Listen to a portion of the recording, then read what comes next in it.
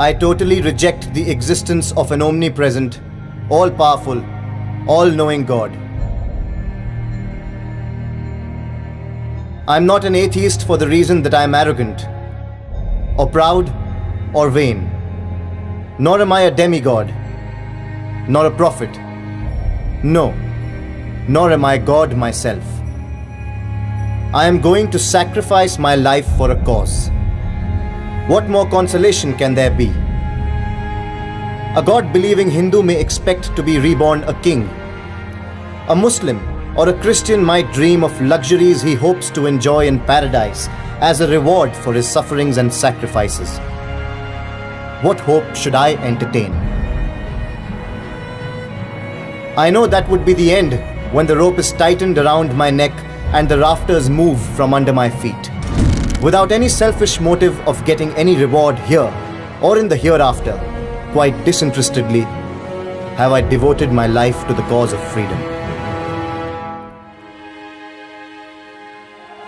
Our forefathers evolved faith in some kind of supreme being.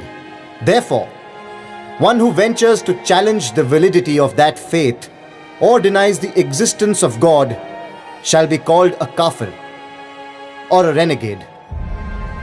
Even if his arguments are so strong that it is impossible to refute them, if his spirit is so strong that he cannot be bowed down by the threats of misfortune that may befall him through the wrath of the Almighty, he shall be decried as vainglorious.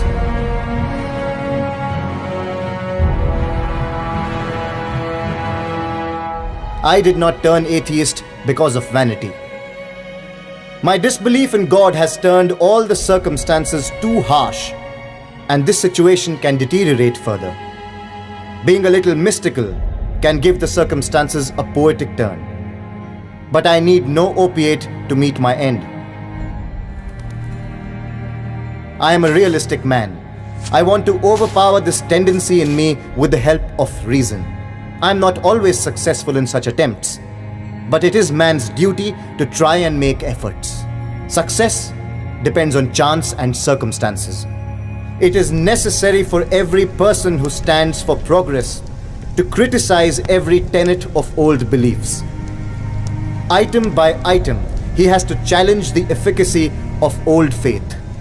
He has to analyze and understand all the details. If, after rigorous reasoning, one is led to believe in any theory of philosophy, his faith is appreciated. His reasoning may be mistaken and even fallacious, but there is a chance that he will be corrected because reason is the guiding principle of his life.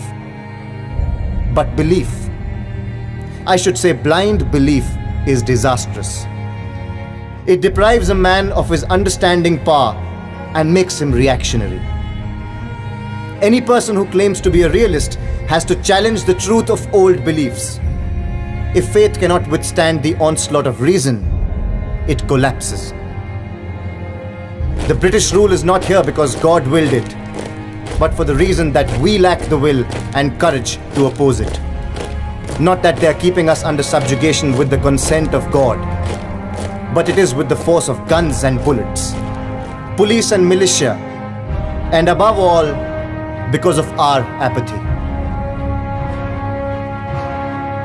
One of my friends asked me to pray. When informed of my atheism, he said, "When your last days come, you will begin to believe." I said, "No, dear sir, never shall it happen. I consider it to be an act of degradation and demoralization. For such petty selfish motives, I shall never pray."